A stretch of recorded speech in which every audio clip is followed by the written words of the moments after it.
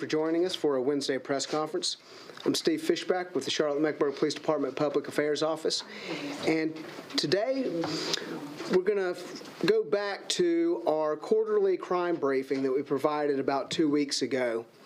And in that crime briefing, most of the incident subjects we spoke about were either flat or had gone down. But there were a few areas that we need to work on. One of those areas was larceny from auto. This year, there have been more than 2,600 larceny from auto instances. And while that's only up 2% from 2021, what is of more concern is what's being taken out of these cars when they're broken into. This year, there have been around 240 guns stolen out of vehicles. That's up 12% from 2021. Almost half of these guns have been taken out of cars that are in residential areas. 2/3 of those guns have been taken out of cars that are unlocked. That's our Charlotte area citizens leaving a firearm in an unlocked vehicle. We'll say it now, and you're going to hear us repeat this throughout this press conference. Don't leave your car unlocked, particularly with a gun in there.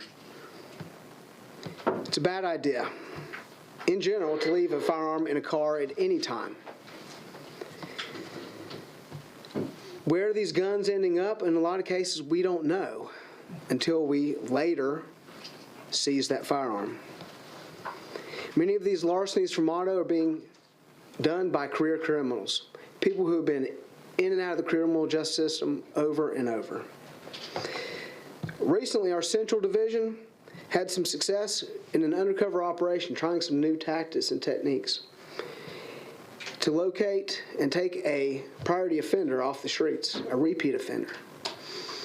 Central Division then leveraged their relationship with the District Attorney's Office to make sure that this person will not be out there repeatedly victimizing our Charlotte citizens. So with that, I'm going to introduce Captain Brett Balamucky of the Central Division. Thanks, Keith. Good morning, everyone. Thank you for being here. Captain Brett Balamucky from Central Division. I wanted to come and share some work on April 6th this year. Our crime reduction unit and patrol officers deployed a undercover vehicle with a assisted patrol provided bait device inside the vehicle in the 200 block of South Tryon Street. A few hours after deploying that vehicle, we were getting tamper alerts where our bicycle patrol and walking beat officers were very close.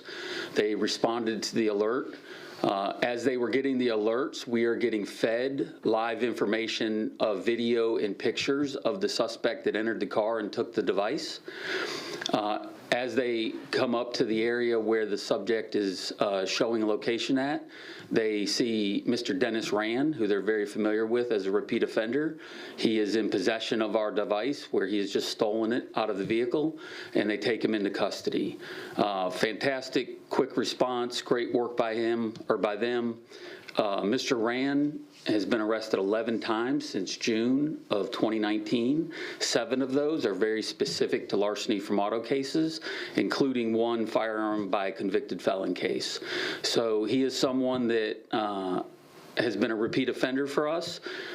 After looking at the video and the clothing that he was wearing during this arrest, our detectives were able to do a fantastic job working with building and private security uptown and match another larceny from auto case that he had committed and get warrants to serve on him for that. We then used our great relationship with the District Attorney's Office to meet with the judge, with our detectives, on his first appearance, and we were able to get a secured bond, which kept him in custody so that he could not continue to repeat over and over. Continued to try to look for new and innovative ways that are very challenging. As Lieutenant Fishback said, you know, losing so many firearms and different vehicles being unlocked, it's something that we take as a priority as people return to work uptown and with all the sporting events and different events. So using the assisted patrol provided combined technology bait device was something that we've used in the past, and it's something that we're going to continue to use in the future to leverage success in prosecution for these type of cases. citywide issue. I'm going to now introduce Detective Luke Rawl from North Division. He's going to talk about 5 cases, 2 of them that got 2 dangerous and repeat offenders in custody from up in North Division. Thank you.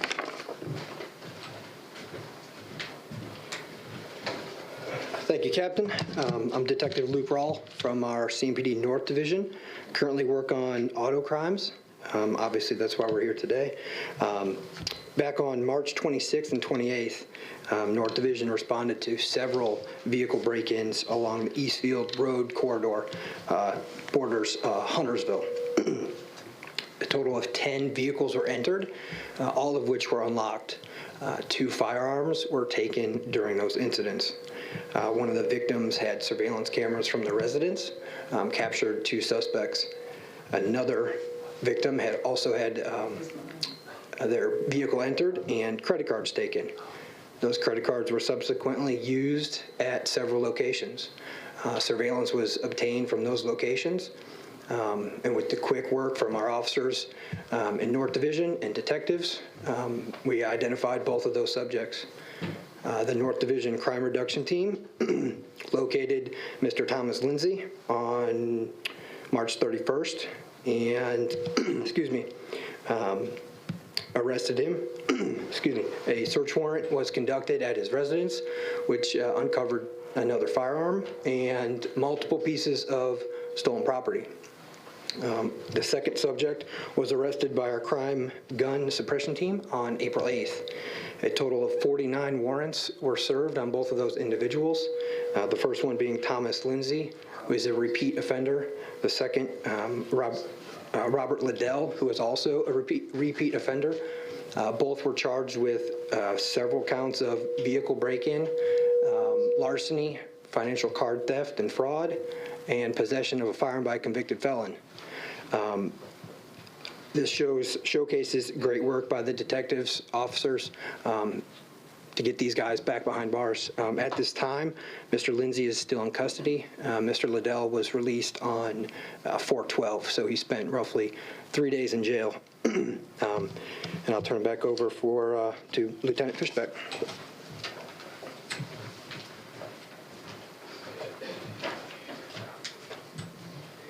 And I know that's a lot of information that we're pushing out, and so to our media partners, be on the lookout for a release we're going to send out following this that will just lay out some of those details for you as well, just so you're not having to keep up with that. So as we near our ending, I've got talking points written up and some statistics, but the bottom line is that from folks in this room, I've had questions, and neighbors and people in my personal life who always ask, where do these guns come from?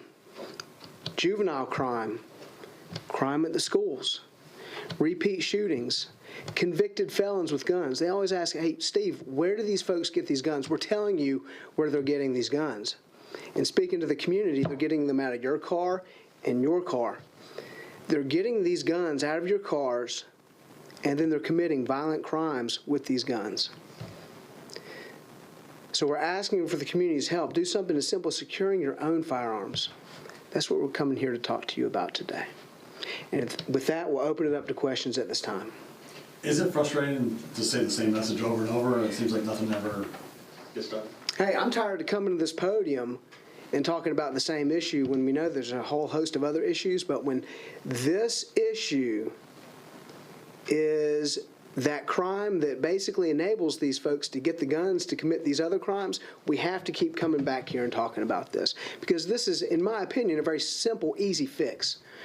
Secure your firearms.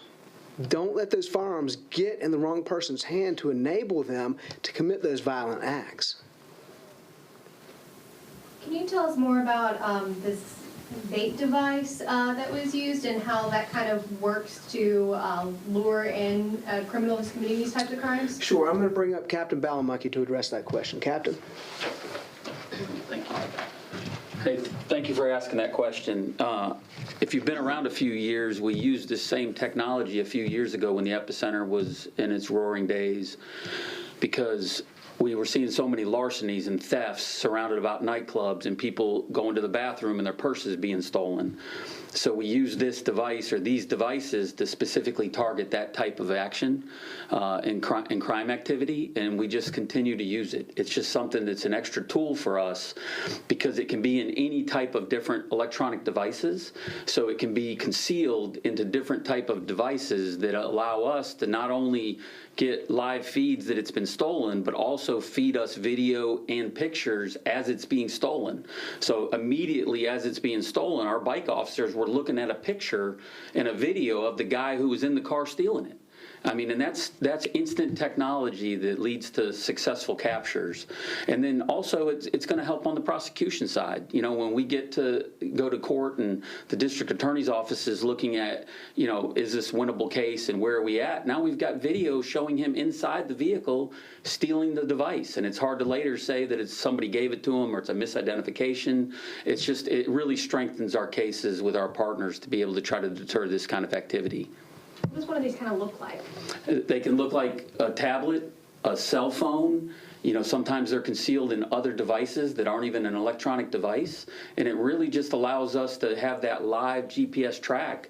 And the greatest part of it is because it can go into so many different items, you don't know what it is. So we've had people caught before that are like, how'd you know I was here? How'd you track me? And you know, in the very beginning, we kind of kept it secret and didn't want to say how we were tracking them. But at the end of the day, if we can deter people from breaking into other people's things or stealing things that don't belong to other people by them thinking, well, I don't want to take that, that could maybe be a marked device, then that's going to be a success for us all, and it's going to keep everybody's property safer. I guess when somebody comes in and says my gun was stolen from my car, what's the excuse that you normally give? I forgot about it, or I didn't know it was in there. I think it's sometimes hard, right? Sometimes you have hotel visitors that get to the hotel and they might have a hotel sign that says no firearms allowed on the property. And because they're a law-abiding citizen and they want to follow the rules, they don't want to bring the gun into the hotel, so they leave it in their vehicle or they leave it in a parking lot or somewhere else, and then it's targeted. So I think that it's that. I think it's sometimes we see when bars and nightclubs are visited at night, they have people that search people at doors depending on what establishment you're at. So they know they can't bring their firearm into there, but they don't want to leave home without their firearm.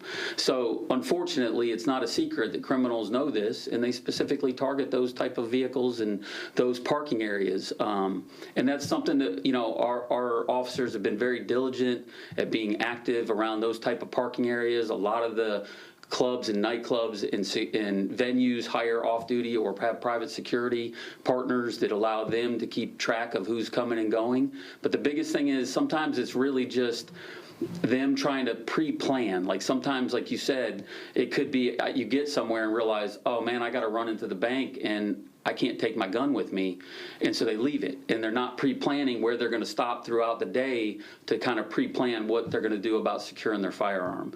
And the reality is, I think sometimes they just have to put some thought into that and being smart. Like we've had multiple instances where multiple guns are stolen at once, or you know, rifles are taken out of cars and people are like, well, yeah, I knew it was in there. I just didn't think about bringing it in and securing it. And that's just where we ask everyone in the public to just be very attentive to your own property and be smart and try to do the right thing when you can with it, and just be, you know, secure your stuff when you can secure it. When things like guns are getting stolen out of cars, do you feel like it's accurately getting reported by the people that had it stolen, or do you feel it's underreported? I think sometimes it's probably underreported, right, like anything, because if someone got the gun and they didn't go through a legal means of getting the gun, or they don't know the serial number, they sometimes feel stress about, well, I don't know the serial number and I don't want to call and report it stolen, where that's another point, right, is that if you do own a firearm, be responsible. Take a photo of your firearm, you know, document your serial numbers of your firearm so that if something ever does happen, we can track it, because there's many times we'll find people in possession of firearms that you know didn't buy this firearm as we trace it back, and unfortunately we can't immediately identify it as being stolen because we haven't had the serial number entered into the system.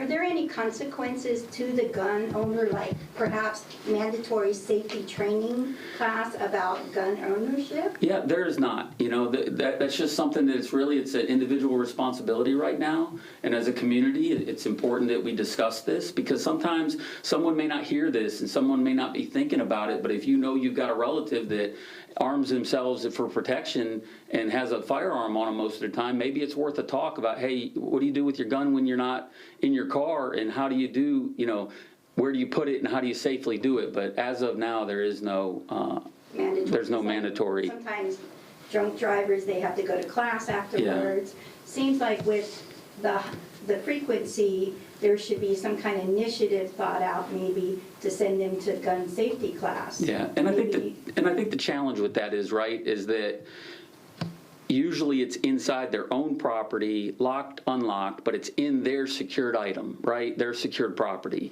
And you've got a criminal who's entered their property and stolen it. And we don't want to victim blame to say, even though I think there could have been steps that could have avoided it, it's hard sometimes to get momentum for mandatory things when I'm the victim and that guy shouldn't have broken into my car in the first place. But I do think that you do bring up a good point where we could always try to look for things with the DA's office or as a community of how we get that message across so that we can be safer with firearms. Since this seems to be such a pressing issue, and you know Charlotte is no stranger to shootings, is there a particular instance that you can share with us where one of these stolen guns turned up in a recent case that we may have covered? I mean, I would say that there's probably a lot of those, but I don't have, right off the top of my head, I don't remember any very specific ones that turned up. But I will talk about, you know, when we had the officer-involved shooting up in Hickory Grove earlier this year. You know, that young man had just stolen that firearm from a vehicle, right? And so then he gets approached by, he's breaking into more vehicles, and he gets approached by officers, and he, in the end, shoots Officer Whitley. And then we take him into custody. So, you know, as we talk about safety and firearm safety, when that subject in the apartments went to bed that night, he didn't think about his handgun being in the car and then it being stolen by a juvenile and then being used against a police officer later that morning. So I think that's a very strong example of why it's so important to have your firearms secured. In the past several years, the department has had a partnership with Hyatt where they would make lock boxes for your vehicles available at a reduced rate, or maybe say the first 100 for first come, first served, and then at a reduced rate. Is there some consideration of trying to revive that campaign? Hey, we love partnerships, you know, and I think if that is something that Hyatt Gun has done in the past for us as a department or for the community, I think that's perfect for them to go to social media or any private business to say, hey, we'd be glad to offer a secure lockbox that can be secured to the vehicle that will just keep somebody who is going through the car very quickly from just walking away with it. You know, we gladly invite all our community businesses and partners to jump in if there's an opportunity to do so. Other questions for the captain? I had a question, gun safety and bus driver safety. A lot of people are talking about security and having more police, but you know, you folks did a great job a couple of weeks ago at the bridge when there was a person in distress, and you guys called in the Charlotte Community Policing Response Team. Has anyone talked about or thought about maybe it's social workers that need to be interacting and going through buses versus adding more security, more police?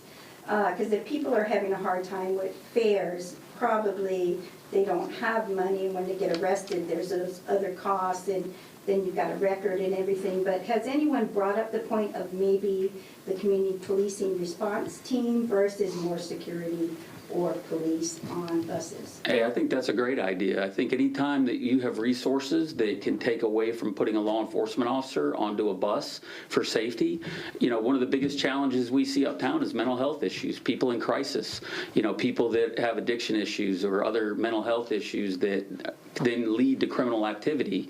And our crisis response team is fabulous partners with us. You know, they work hand in hand with our central officers every day and throughout all of Charlotte-Mecklenburg. And I think that, you know, there is an opportunity to have that discussion to expand that, you know, because they do spend time around the transit center and with us. So maybe that is something that could be explored and is a great idea that we can discuss with that chain of command. Anything else for the captain? I have one. In the university division, we've been hearing from some UNC Charlotte students about a lot of car break-ins on campus. Is this an area that CMPD covers, or is that UNC Charlotte Police? It has their own police department, but that trend, right?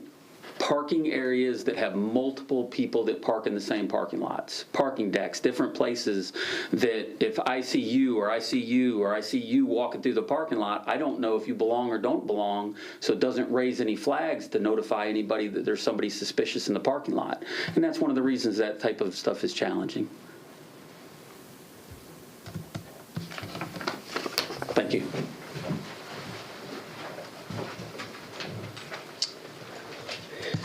All right, and before we break to our media partners, our team, the public affairs team, is going to hang around afterwards. So if there's any needs that we can go over with you, by all means, hang out with us for a bit. And also be on the lookout for that additional information that we are going to send out to your inboxes here very shortly. Thank you again for attending our Wednesday press conference.